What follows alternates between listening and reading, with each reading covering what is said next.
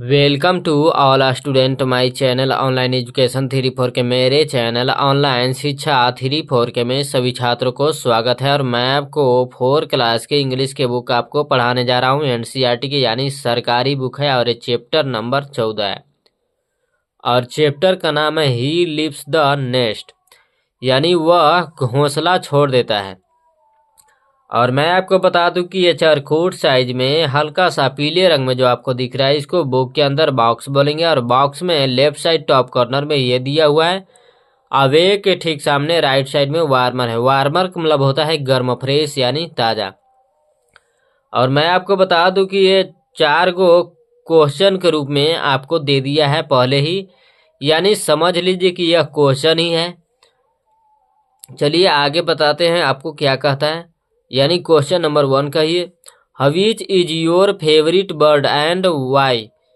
Question mark है यहाँ पर देखिए। कहता है आपका पसंदीदा पक्षी कौन सा है और क्यों। यानी कि देखिए कि कहता है कि आपका पसंदीदा पक्षी, यानी जिस पक्षी को आप पसंद करते हैं वह कौन सा है, उसके नाम बताना है कि यह पक्षी हमको इस कारण से पसंद है।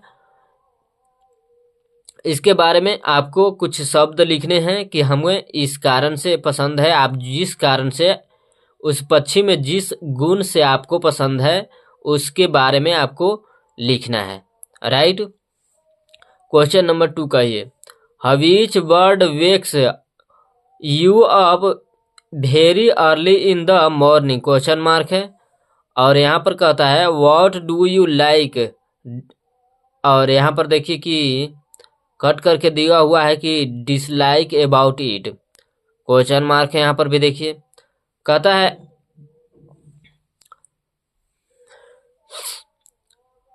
कौन सा पक्षी आपको सुबह में जल्दी उठा देता है? यानी कि आपको यहाँ पर दूसरे शब्दों में बोल सकते हैं कि वह कौन सा पक्षी है जो आपको सुबह में जल्दी जगा देता है या उठा देता है। दोनों तरफ से बोल सकते हैं, इसमें कोई दिक्कत नहीं है, क्योंकि जगा देता है या उठा देता है इसमें एक ही बात है, शब्दों में डिफरेंस है परंतु समान अर्थ है। और यहाँ पर देखिए कहता है कि आप इसे क्यों पसंद करते हैं और क्यों नहीं पसंद करते हैं। यहाँ पर यह कहने का अर्थ है कि आपको यह पक्षी किस कारण से पसंद है और किस कारण से नहीं पसंद है। यहाँ पर ये कहने का अर्थ है। तो वही आपको रीजन लिखना है, कारण बताना है कि हमको इस कारण से यह पक्षी हमको पसंद है, या तो आपको नहीं पसंद है तो आपको उसके बारे में लिखना है कि हमको इस वजह से नहीं पसंद है। चलिए क्वेश्चन नंबर 3 कहिए, name some of the birds which are found in your surroundings. यहाँ पर देखिए कहता है कि परिवेश में, आपके परिवेश में पाए जाने वाले कुछ पक्षियों के नाम बताएं, या दूसरे शब्दों में बोल सकते हैं कि उन कुछ पक्षियों के नाम बताएं जो आपके परिवेश में, यानी आपके आसपास में, अगल बगल में पाए जाते हैं। राइट। यानी जो भी पक्षी आपके आसपास में, आपके परिवेश में पाए जाते हैं, उन पक्षियों के आपको नाम लिखना है। यानी नाम लिख करके बताना है कि मेरे आसपास में, मेरे वातावरण में ये पक्षी पाए जाते हैं।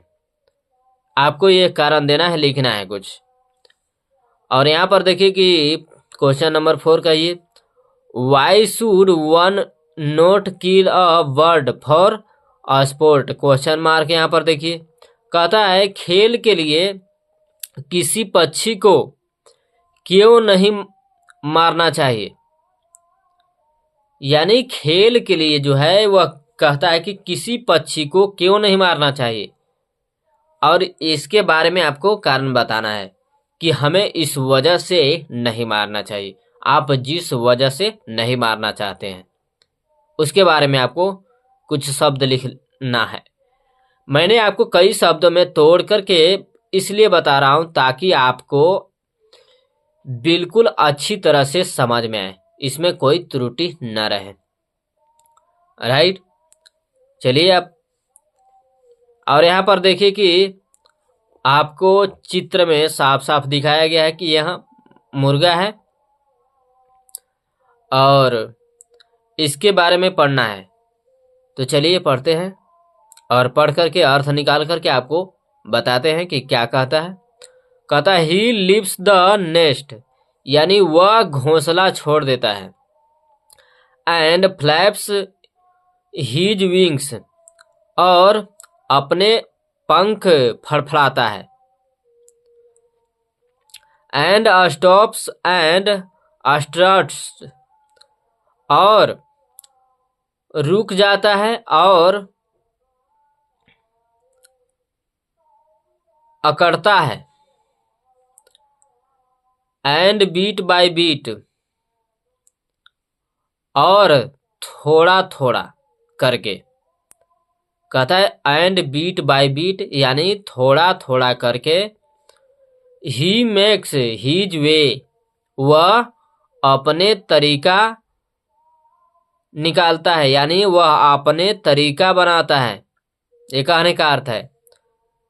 टू टॉप ऑफ ट्री, यानी पेड़ के शीर्ष तक। एंड यहाँ पर कहता है और, हीज नेक अप, यानी कि उसके गर्दन ऊपर।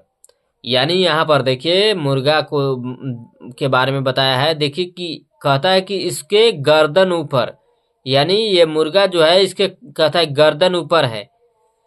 हीज टेल अप, यानी उसके पोंछ ऊपर है। यहाँ पर देखिए कहता है कि यह उसके पोंछ ऊपर है। हीज फुट अप, यहाँ पर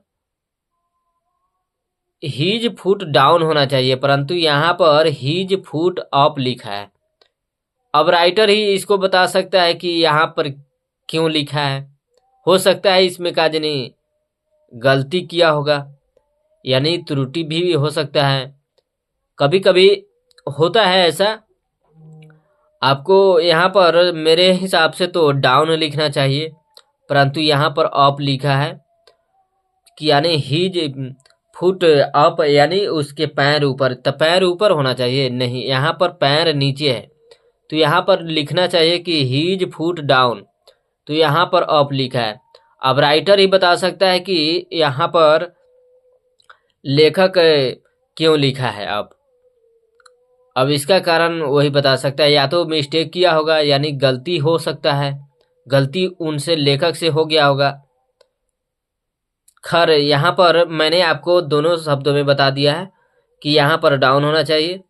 तो यहाँ पर हीज फुट डाउन, यानी उसके पैर नीचे हैं, तो इसको डाउन लिखना चाहिए। खैर इसको छोड़िए, कोई दिक्कत नहीं है, अब राइटर समझ सकता है। और मैं आपको बता दूं कि मेरे पास लैपटॉप या कैमरा कंप्यूटर नहीं है और मैं मोबाइल से वीडियो शूट कर रहा हूं। देखिए कि ऊपर में जा रहा है, काज नहीं कैसे मूव कर रहा है, तो नीचे में करना पड़ रहा है। आपको सही सही देखना चाहिए। और देखिए कहता है यहाँ पर हीज कम्ब अप, यानी कहता है उसके कंघी ऊपर है। यानी कंघी जो देखिए कि यहाँ इस मौर जो है मुर्गे के सिर के ऊपर जो मौर होता है, हमने देहाती भाषा में इसको मौर बोलते हैं, परंतु इसको किताब की भाषा में कहा गया है कि इसको कंघी ऊपर है। यानी इसको जो मौर जो आपको पेन से बिल्कुल आपको दिखा रहे हैं कि इसको कंघी बोलता है। ठीक, मैंने आपको चित्र के माध्यम से भी बता रहा हूं ताकि आपको पूरी अच्छे ढंग से समझ में आए कि क्या है और कैसे इसका अर्थ निकाल रहा है और कितना बेहतरीन से आपको बता रहे हैं। और हाँ, इस चैनल पर यदि अगर आप पहली बार विजिट करना है तो इसे सब्सक्राइब कर लीजिएगा और अपने ग्रुप में शेयर कीजिएगा और मुझे फॉलो ज़रूर कीजिएगा ताकि मुझे भी प्रेरणा मिले कि नहीं मैं अच्छे से अच्छे ढंग से बताऊं। चलिए आगे देखिए क्या कहता है। आगे भी नहीं दिख रहा है। कहता है द कॉक लिप्टस, कहता है मुर्गा उठाता है, यानी किसको उठाता है? हम लोगों को उठाता है, यानी जगाता है। देखते हैं कि देहात में कहीं भी आप रहते होंगे जहां पर मुर्गा पालन होता है, वहां पर मुर्गा सवेरे के ही सुबह के टाइम में ही बोलता है। भोर जैसी होता है, भोर यानी 4-5 बजना शुरू होता है, तो ऐसे ही मुर्गा चिल्लाता है। तो कहता है द कॉक लिफ्टस, यानी मुर्गा उठाता है।